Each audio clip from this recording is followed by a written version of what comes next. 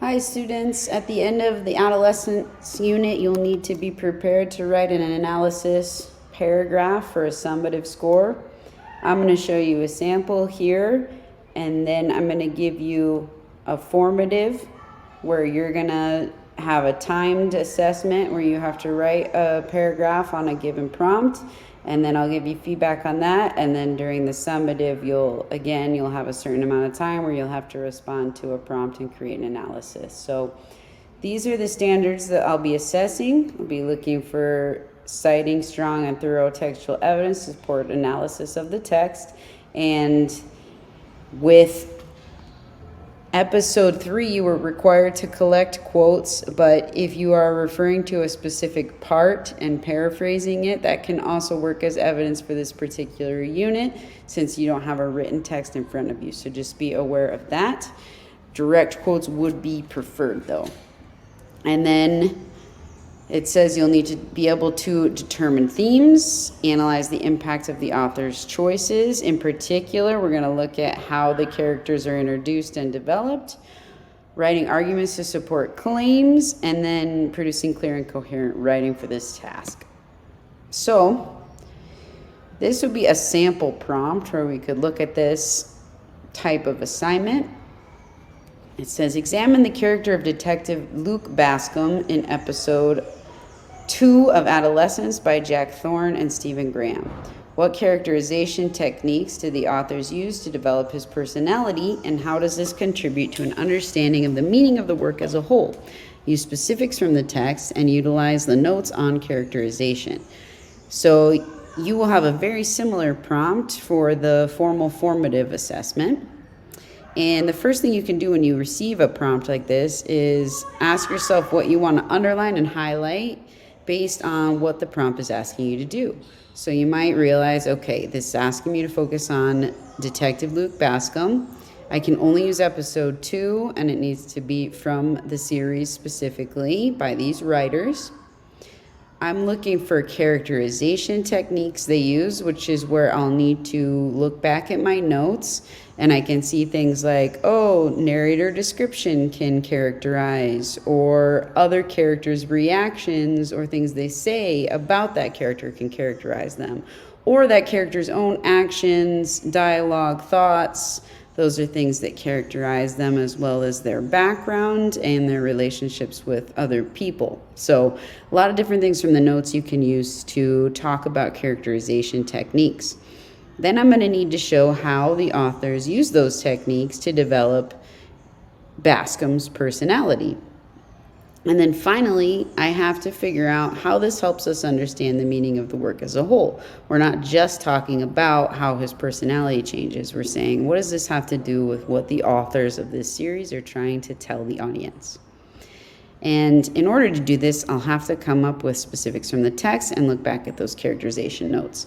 So the first thing I would recommend you do is start with a thesis that fully answers the prompt, because this should be kind of your North Star, your guiding light for the entire response. So here's a sample that does the job. In episode 2 of Adolescence, Thorne and Graham use indirect characterization to develop Bascom's character as a dedicated officer, but an oblivious and distant but caring father, which highlights the show's emphasis on the importance of parental involvement in their children's lives. So these were the things I needed to include. We decided when I broke down the prompt in the previous page. So did we do that?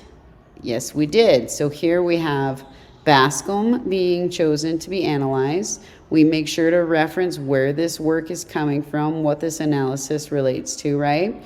We use indirect characterization as our characterization technique, and indirect characterization is really just anything where you have to make inferences about the character. So then we could later talk about the character's actions, how other characters react to them, their dialogue, all of those things under this blanket technique of indirect characterization. We've got his personality. He's described as dedicated, oblivious and distant, but caring father. So we don't just use one adjective to describe him. We're showing how he has changed over the course of episode 2. And then here we discuss the importance of parental involvement in children's lives. So his change is showing to viewers that parents should be involved in children's lives. So let's read it one more time.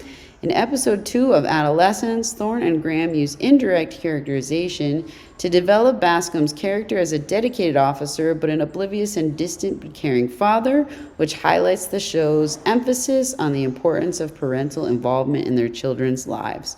So this is a complex sentence, but it does the job of answering the entire question that we have to with our thesis. We ideally want our thesis to be one clear sentence that answers the prompt.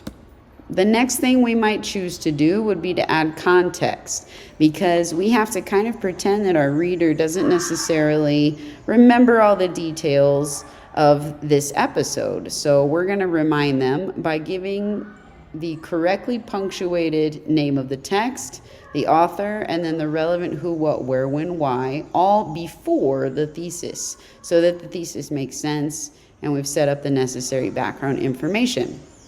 So let's read this part that's not underlined. In episode 2 of the 2025 Netflix series Adolescence, written by Jack Thorne and Stephen Graham, Detective Luke Bascom and his partner Misha visit the school of accused murderer Jamie Miller in the fictional northern England town of Doncaster in order to determine his motives and locate the murder weapon. This also happens to be the school of Bascom's teenage son, Adam. And then we go on to give our thesis. So you might ask yourself, well, why do we need to get as detailed with the context here as including Bascom's teenage son? Well, in the thesis, one of the things that we're going to explore is his personality development as a father. So we kind of need to set up that Adam goes to his school because he's probably going to come up later in our evidence. Again, thesis should go before so that the thesis makes sense. Or excuse me, the context goes before the thesis. Then we're going to add our text-based support in the same order as the points that we listed in the thesis. So the first point we've got listed here is that this indirect characterization shows him to be a dedicated officer. So the part in green is the first thing we have after the thesis. His commitment to his job is clear from his actions. Even after having difficulty in his interviews with Jade, the murder victim, Katie's best friend, and Ryan, the suspected murderer, Jamie's best friend, Bascom follows his instincts and re-interviews Ryan, eventually chasing him down and learning that Ryan gave Jamie the murder weapon. So by showing this, we are proving he's a dedicated officer. And this is still talking about indirect characterization, how the authors use that, because it talks about his actions. We have to make inferences based on his actions. We have inferred based on this specific example that he's a dedicated officer. So we've proved that one. Now the purple thing is next. We're showing that he also is developed as an oblivious and distant guy. So let's read the purple part. In contrast, the authors illustrate Bascom's ignorance through his conversations with his son Adam, who points out to Bascom that Katie was cyberbullying Jamie through coded emojis on Instagram. As their dialogue continues, Bascom's ignorance is further exposed when Bascom has no idea that Adam has an Instagram account on which he avoids creating posts. Jade's dialogue with Bascom also hints to Bascom's obliviousness when she felt the need to say of Adam, "He's off if you didn't know." In the first episode, it was revealed that Bascom felt annoyance about his son trying to call in sick to school, but he expressed no concern about what Adam's reasons might be.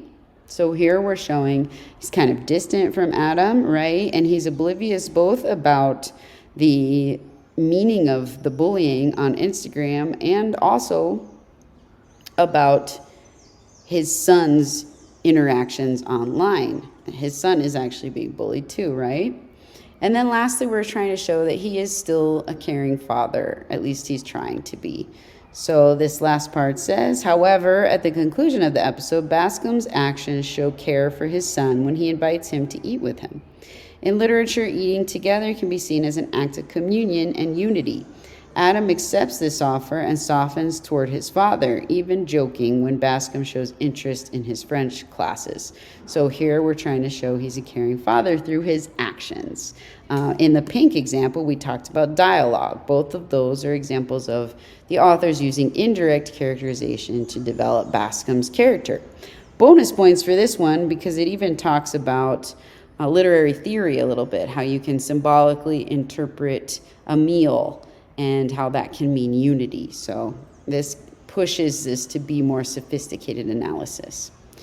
But we're missing part of the thesis, so we need to connect to that overall point at the end, because part of what the question asked was, how does this help us understand the meaning of the work as a whole? So at the end it says, Bascom's positive character growth into an invested father marks one of the few positive interactions between adults and adolescents in this episode. This drives home the show's message about the benefits of parental interest in adolescents' lives. So because this interaction with his son was so positive, and he develops in this positive direction, it seems to kind of give the meaning, the message that it's good to be involved in your kids' lives. So that's how his character development helps us understand the meaning of the work as a whole. Now, if we want this to be even more interesting and advanced, we might decide to add an engaging introductory sentence that kind of introduces the ideas of the argument without yet going into the details of the specific work. It's just kind of getting our feet warmed up to the idea. So it says here in yellow, it's understandable for parents to believe that working hard for their families is the same thing as being present for their children. But sometimes this belief can turn into distance and misunderstanding, which leads nicely into the themes and evidence explored in this essay about Bascom's character development. The last thing you're going to want to do, we've got a really solid essay here, is just fine tune it. So you want to check that everything you did is accurate. You want to make sure you're writing in present tense, because whenever you talk about literature, it is always currently happening. Someone is always watching that or reading that as if it's happening then. So we talk about it in the present tense. We want to avoid contractions where we have two words put together with an apostrophe, and we want to avoid first person pronouns like I, me, my, you, your, yours, so second person as well, or collective first person pronouns like we, our, us. So I found a few little mistakes. So in the last version, I started with it's. That's a contraction for it is, which sounds a little bit overly casual. So that's not the same thing as using an apostrophe to show ownership. For example, here where I say Bascom's ignorance, I am using an apostrophe here, but I could not say Bascom is ignorance. That's not what I'm trying to say. So this apostrophe is okay because it's just being used to show ownership. This one is two words put together. It is. So we want to be formal here, so we're going to separate it. I noticed I was missing a comma here, and then I noticed down here I was writing about literature in past tense instead of present tense. So I'm going to switch it to present tense. And then I noticed in terms of accuracy that I went back and I talked about the first episode, but then I didn't clarify that I was switching to talking about the second episode again. So I added this little phrase, and now I feel like it's good. So if you want, you can check it one more time to make sure that it fully answers the prompt at the end of your writing. But that's kind of the breakdown for me. Those are the steps that I like to use when I'm trying to write an analysis paragraph. So now it will be your turn. So you'll see the prompt on the handout that I provided in class. If you were not in class, then make sure that you get that handout from me. And it's okay if with this lesson in particular, if you didn't finish your paragraph yet, unless you are several lessons behind and you missed the day that we're giving class work to finish and turn in the paragraph. So just make sure you clarify with me and you check on Google Classroom what needs to be done for your paragraph so far. Make sure that you don't use AI for this assignment. This is a formative paragraph, And I want to be able to give you accurate feedback based on what you really can do without AI. Because when you do the summative version of this, you will be in class, in an exam, handwriting, and you won't be able to use AI. So you need to try to conquer this type of writing without being able to use AI. All right, good luck to you. Come see me if you need to get the prompt or if you have any questions.